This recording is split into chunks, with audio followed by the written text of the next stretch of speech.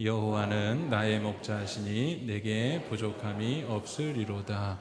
자, 이렇게 시작된 시편 23편은 인간의 삶과 그리고 신앙의 핵심이 무엇인지를 설명하고 있습니다. 여러분, 사람이 내가 누구인지를 아는 것 참 중요합니다. 내가 누구입니까? 수만 가지 대답을 할 수 있죠. 그런데 오늘 시편의 이 시인은 스스로 이런 대답을 하고 출발해요. 뭐냐? 모든 인간은 부족함을 느끼는 존재다. 모든 인간은 부족함을 느끼는 존재다. 이게 오늘 시의 출발입니다. 모든 인간은 부족함을 느끼는 존재이다. 여러분, 그렇습니다. 인간은 절대적이든 상대적이든 부족감을 다 느끼며 살아가는 존재입니다.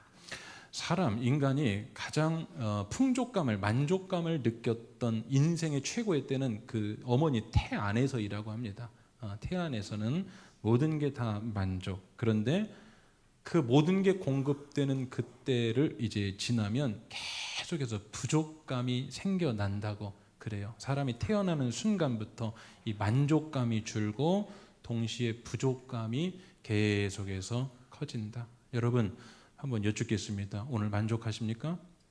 이봐요, 대답 안 하시잖아요. 다들 부족감이, 전부 다 부족감이 있습니다. 자, 영적으로 한번 말씀드려 보겠습니다. 죄 이전의 상태, 다시 말하면 에덴에서는 인간이 풍족감이 있었던 것 같아요. 그런데 죄를 범한 후에 에덴에서 쫓겨나게 되죠. 그때부터 인간은 결핍감과 부족감이 시작이 되었습니다. 왜냐하면 에덴에서 한번 잘 보십시오. 창조 때 하나님께서 내가 모든 걸 다 주었다. 먹어라, 누려라, 번성해라, 다스려라. 그렇게 시작이 됐죠. 땅이 너를 위해서 낼 것이다. 바다의 물고기도 이 땅의 짐승도 다 네 거다. 그런데 죄를 지으면서 딱 단절된 게 뭡니까? 땅이 효력을 잃을 것이다 이러죠. 땅이 효력을 잃을 것이다. 그리고 가시덤불과 엉겅퀴가 날 것이다. 이것은 그때부터 죄의 저항력이 시작되는 거지요. 그래서 사람은 그때부터 결핍과 부족감이 시작이 되었고, 그리고 그 결핍의 자리를, 부족감의 자리를 뭔가 다른 것으로, 뭔가 세상적, 뭔가 현실적, 뭔가 손에 잡히는 것으로 채우려고 했던 그 역사가 죄의 역사입니다. 이해가 되세요? 우리에게는 옆나라처럼 왕이 없습니다. 결핍감이죠. 부족감. 하나님께서 이렇게 말씀하십니다. 너희가 나를 버렸다. 십계명 돌판을 받으러 모세가 시내산에 올라가지요. 그때 결핍감을 느낍니다. 땅에 있던 백성들이. 눈에 보이는 신이 우리에게도 있어야 되지 않겠습니까? 그래서 그것을 채우려고 하는데, 채우려고 하다 뭐가 나왔습니까? 금송아지가 나왔죠. 그래요. 이 결핍의 자리를 뭔가로 채우려고 하는 게 인간의 죄의 역사였습니다. 자, 채우려고 하는데 성경을 보십시오. 안 채워집니다. 안 돼요. 오히려 그럴수록 점점 부족감이 가중되었습니다. 전도서 말씀을 보십시오. 잠언 말씀을 보십시오. 솔로몬의 삶을 보십시오. 다윗의 삶을 보십시오. 가졌는데 그 절대적인 공간이 채워지지가 않아요. 그래서 뭔가를 또 범합니다. 오늘 이 점을 깊이 깨닫고 쓴 시가 다윗의 시편 23편. 그것은 인간이 해결할 수 없는 그 절대 부족감, 아무리 노력해도 이 공허감을 채울 수 없는 그 결핍의 부족감을 내가 살아보니 여호와가 목자 되실 때 채워지더라. 이게 여러분 시편 23편의 핵심입니다. 여호와는 나의 목자시니 내게 부족함이 없으리로다. 그 말은 뭐예요? 한없이 부족함을 많이 느끼고 살았다는 것의 역설적 표현입니다. 여호와는 나의 목자시니 내게 부족함이 없었습니다. 여러분, 이 노래를 다윗의 노년에 쓰여진 시로 우리가 보통 그렇게 알고 있습니다. 사람이 노년이 되면 어떻게 됩니까? 지혜가 더해지고 인생 경험을 통한 깨달음이 더해지게 되죠. 그래요. 그가 노년에 깨달았어요. 인생 부족감, 결핍감의 그 실체에 대하여, 그리고 그것을 어떻게 만족감으로 채우며 자기가 살았는지에 대하여 지금 시로 표현하고 노래하고 있고 우리에게 가르쳐 주고 있습니다. 여러분, 부족감 없는 만족하는 인생을 살고 싶으십니까? 아멘이 되세요. 주여. 만족하는 인생 사시고 싶으십니까? 그렇다면 한번 오늘 이 시인의 자신의 고백을 한번 들어보시죠. 자, 2절 같이 한번 읽어보겠습니다. 시작. 그가 나를 푸른 풀밭에 누이시며 쉴만한 물가로 인도한. 자, 부족함이 없었어요. 이런 상태였습니다. 그가 나를 푸른 풀밭에 누이시며. 자, 오늘 목자와 누구의 관계로 되어 있죠? 양의 관계입니다. 양에게 있어서 푸른 풀밭과 쉴만한 물가는 그야말로 최고입니다. 그렇죠? 최고입니다. 자, 그러면 저 2절 말씀을 머릿속으로 한번 그려보십시오. 푸른 풀밭이 쫙 펼쳐 있고 쉴만한 물가가 곳곳에 있다. 한번 그려보셨습니까? 골프 치시는 분들은 저기에서 은혜를 참 많이 받는다. 푸른 풀밭 쫙 그려지셨어요? 자, 그러면 그리셨다면 죄송하지만 여기 2절의 광경은 쉴만한 물가와 푸른 풀밭은 당시 시대에는 그런 곳이 없었습니다. 팔레스타인 땅에는 저렇게 푸른 풀밭이 양떼들에게 펼쳐져 있지 않았고 쉴만한 물가가 제공되지 않았습니다. 이스라엘의 물 상태에 대해서는 제가 언젠가 설교 때 말씀드린 적이 있습니다. 이스라엘은 건기와 우기로 명확하게 나누어지죠.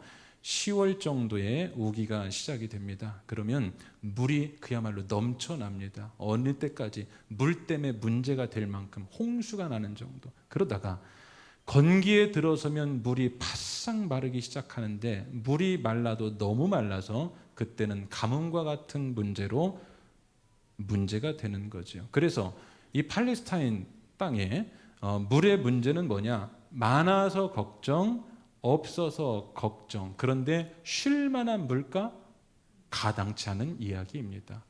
푸른 풀밭, 이스라엘, 지금도 이스라엘 가서 한번 보십시오. 푸른 풀밭 없습니다. 우리나라와 같은 그러한 산과 그러한 색깔이 절대 나오지 않아요. 자, 그러면 그 당시 시인의 눈에 비친, 여러분 시는 뭡니까? 시상이 있고 그리고 이 시 어떤 감동이 있지 않습니까? 그것을 마치 보는 것처럼 쓰는 게 시인 아니겠습니까? 그러면 시인의 눈앞에 그는 경험해 본 적이 없어요. 그 팔레스타인 지역, 그 당시 그 지역에서는 경험해 보지 않은, 펼쳐지지 않은 광경인데 어떻게 이 시인은 2절과 같은 양에게 있어서 부족감이 없는 이런 쉴만한 물가와 푸른 초장을 경험하는 것처럼 썼을까? 그래요. 이것은 그의 신앙적 체험을 통한 고백이었습니다. 여호와 신앙을 가지고 살았던 그의 인생은 실제로 그랬습니다.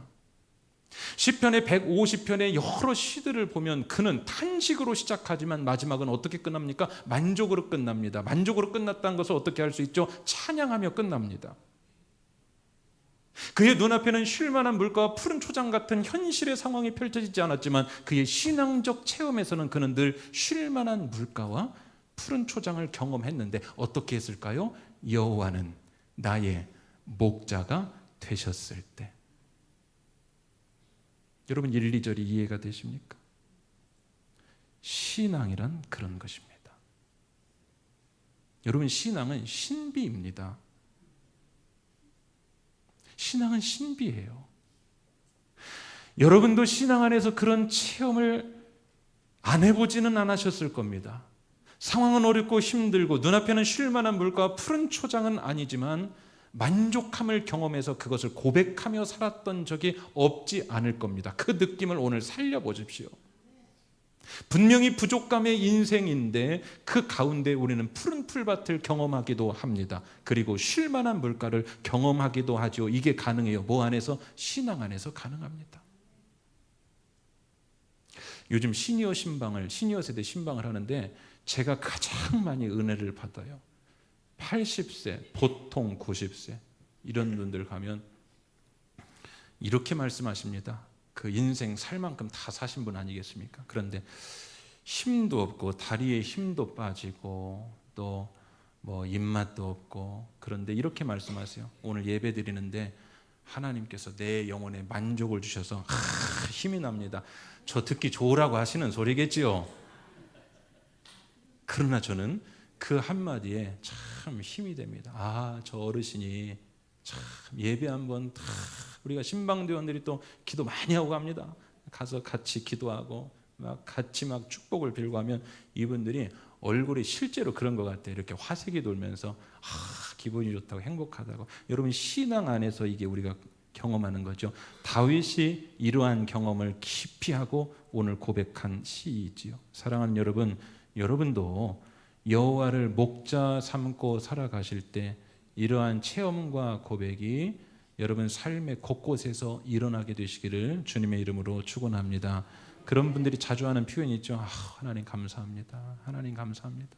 사람은 현실대로 말하고 사는 사람이 있어요. 그런데 현실대로 말하고 살면 현실보다 더 낮게 말하고 삽니다. 있어도 있은 거 감사하지 않아요. 그러나 반대의 사람도 있습니다. 신앙 안에서 이렇게 살아가는 사람들은 오늘 부족함이 많고 결핍이 많지만 그는 감사하다고 표현하는 사람이 있는데, 오늘 여러분 이 메시지를 조금 더 한번 들어보기를 원합니다. 자, 오늘 목자와 대비해서 양을 등장시켰다는 것은 참 의미가 있죠. 성경에서 보통 양은 누구에 비유할까요? 인간, 사람, 그렇죠? 우리 양을 우리에 비유할 때가 많아요. 각기 제 길로 갔으나, 우리는 다 양 같아서 각기 제 길로 갔으나, 예수님께서 주시는 메시지 가운데 있죠. 우리는 다 양 같아서 각기 제 길로 갔으나, 우리는 양입니다. 우리 양으로 비유되는데, 오늘 본문에도 목자와 양으로 비유되어 있어요. 목자는 여호와 하나님, 우리 예수 그리스도 주님, 그리고 양은 누굽니까? 당시에 양을 비유했다는 것은 오늘 우리의 모습이 여실히 드러나고 있습니다. 여러분, 양이 어떤 동물일까요? 약점 많은 동물입니다. 어느 책에서 양의 특징을 10가지로 이렇게 설명해 놓은 것이 있는데 한번 들어보시겠습니까? 첫째, 양은 시력이 나쁘다. 시력이 나쁘죠? 둘째, 양은 잘 넘어진다. 셋째, 넘어지면 잘 못 일어난다. 넷째, 중심을 금방 못 잡는다. 다섯째, 잘 속는다. 여섯째, 이기적이고 제멋대로다. 일곱째, 방향 감각이 없다. 여덟째, 반드시 왔던 길로 다시 돌아온다. 아홉째, 방어력이 제로다. 열째, 죽을 때가 되면 온순해진다.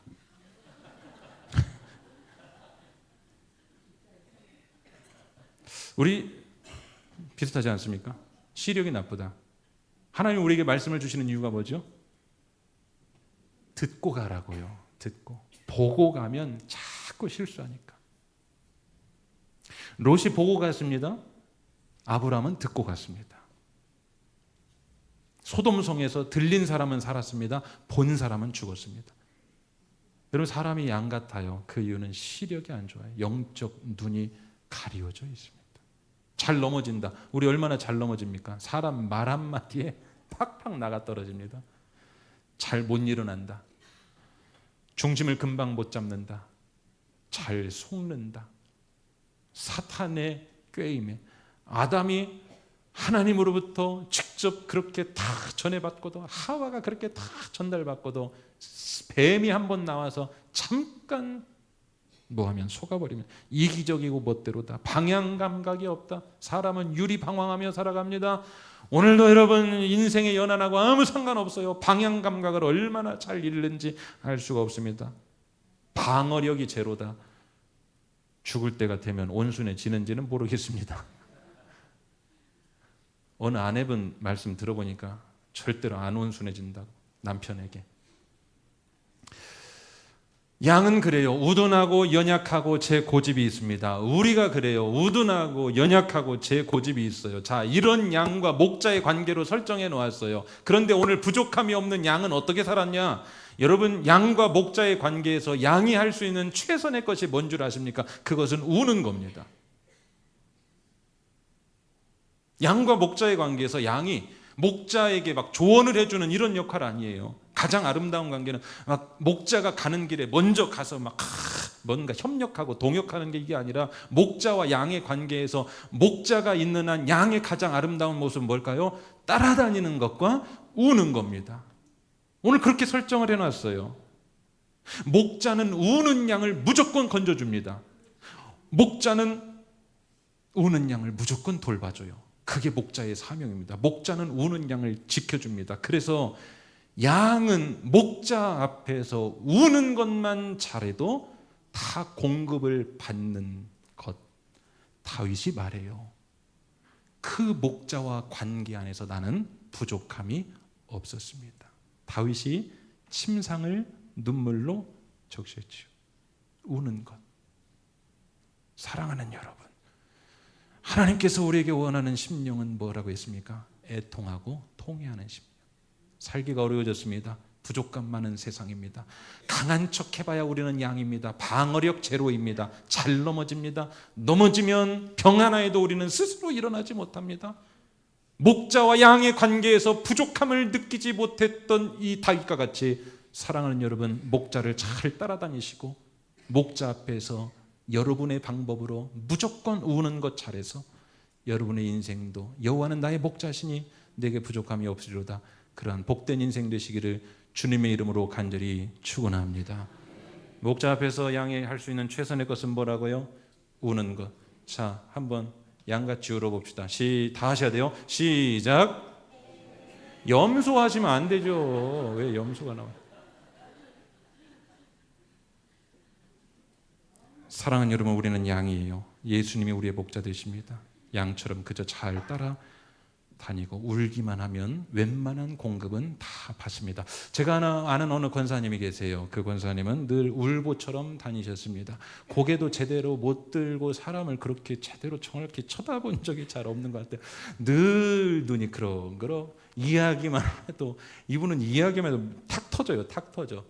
예. 도대체 어느 코드에서 눌리는지 모르는데 탁 터져요. 터져.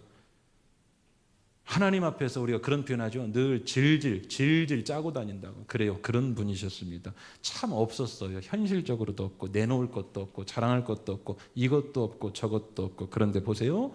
그의 인생이 평생을 울면서 사니까, 하나님 앞에서 그 말이에요. 평생 울면서 사니까 하나님이 채워주시더라.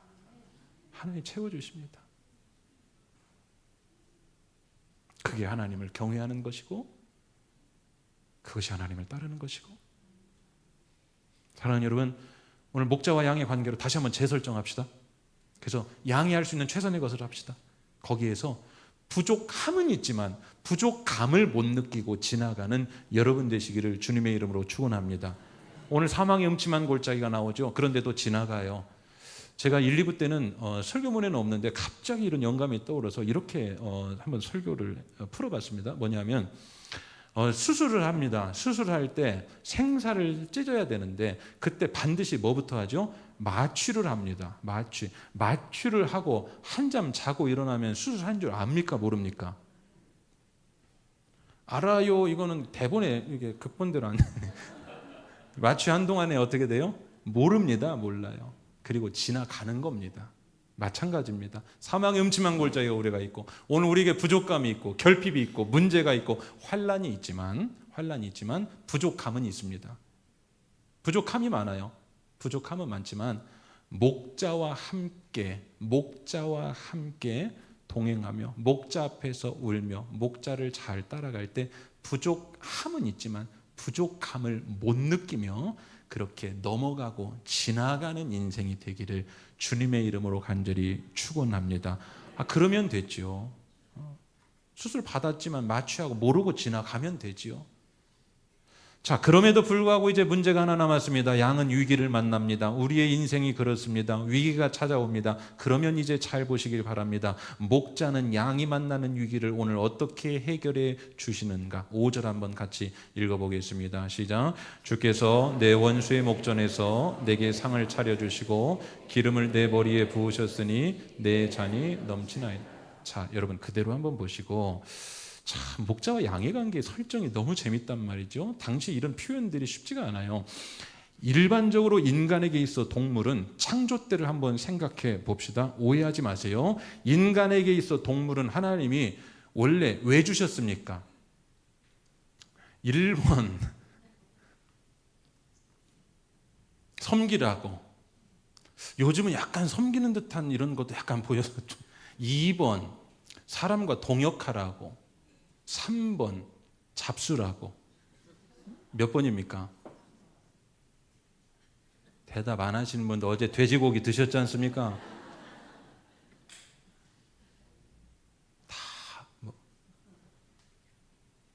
여러분, 인간에게 있어 동물은 원래 그런 존재였습니다. 그런데 오늘 눈여겨보셔야 될 것, 오늘 여기에 나오는 목자상, 목자의 이미지, 오늘 목자의 컨셉은 뭐냐? 그 동물을 잡아먹는 대상이 아니라 그 반대로 하고 있습니다. 어떻게? 목자가 양에게 잡술거리를 내오지요. 자, 이런 중요한 문학적 표현입니다.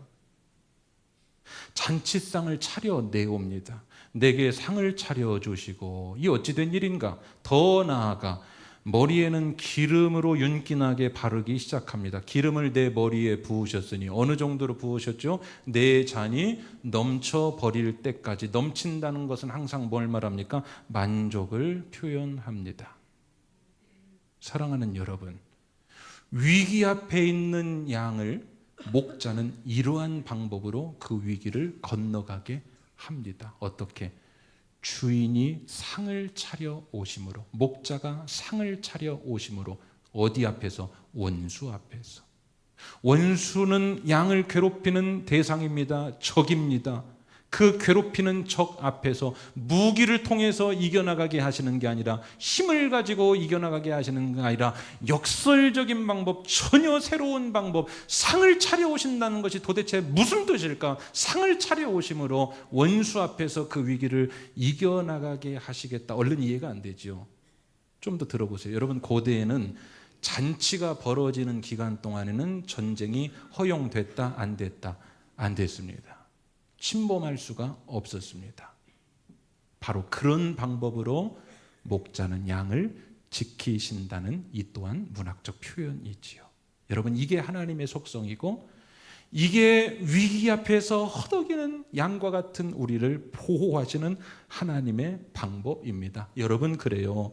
오늘 목자 되신 여러분의 주님께서 우리를 지키시고 보호하시고 인도하시고 보살피시기 원하시는데, 어떠한 방법으로 하시냐? 잔치상을 차려내 오시는 방법으로. 어디 앞에서? 원수 앞에서. 여러분, 오늘 눈앞에 원수 있지 않습니까? 여러분의 당한 문제가 있고, 여러분이 처한 결핍이 있고, 여러분이 지금 해결하지 못한 어떠한 상황들의 그 원수, 대적이 있지 않습니까? 오늘 하나님께서 우리에게 잔치를 베풀어 주십니다. 현대 의미로 한번 제가 바꿔봤어요. 그 잔치가 뭘까? 영적 잔치가 아닐까.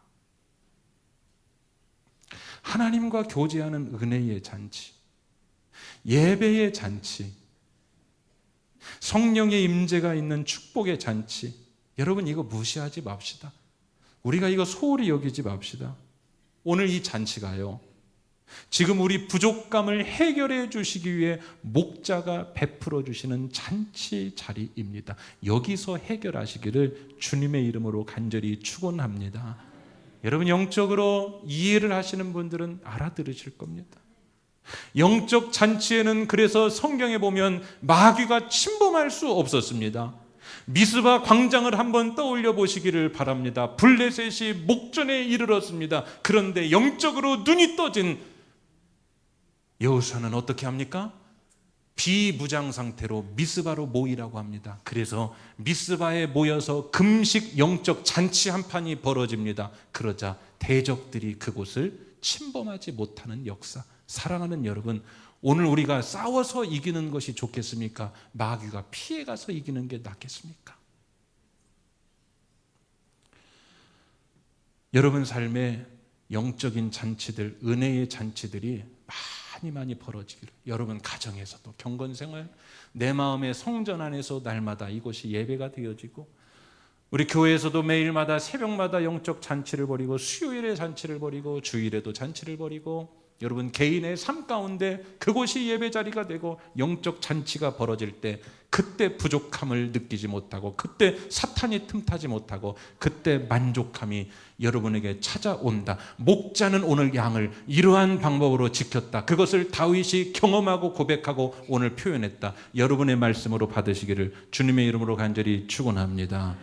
부족감 많은 인생, 잔치의 기능 또 하나 보였습니까? 잔치는 허기진 배를 채우는 것 아니겠습니까? 그래요, 여러분, 잔치가 벌어졌죠. 잔치 오실 때 사모하는 마음이 뭘까요? 말씀의 이 잔치, 음식 많이 받아 드시기를 바랍니다. 네. 많이 받아 드시고 오늘 여러분 하늘문이 열리고 이 시대에 2000년 교회 역사 가운데 끝까지도 절망을 말하지 않는 곳은 단 한 곳밖에 없습니다. 교회입니다. 오늘 교회에서 영적 잔치가 벌어지고 하나님께서 어떠한 신령한 사모하는 것들을 주실 때 그거 잘 받아 드셔서 부족한 배 허기 잘 채우시고 그렇게 살아가시는 여러분 되시기를 주님으로 축원합니다. 오늘 말씀 맺습니다. 여러분 위기는 이렇게 넘어가는 겁니다. 문제는 이렇게 해결되는 겁니다. 여러분의 부족감은 이렇게 채워지는 겁니다. 그것을 깨달은 다윗은 노년에 고백된 시라고 했죠. 6절같이 고백하지 않을 수가 없었습니다. 우리 다윗의 6절 고백, 우리의 고백으로 우리 읽고 말씀 마치겠습니다. 시작. 내 평생의 선하심과 인자하심이 반드시 나를 내가 여호와의 집 기도하겠습니다. 하나님, 부족한 많은 인생에서 그 채우려 하다가 상처도 받고 고난도 되고 고통도 당하고 핀트도 어긋나서 한참 잘못 가기도 하고 방향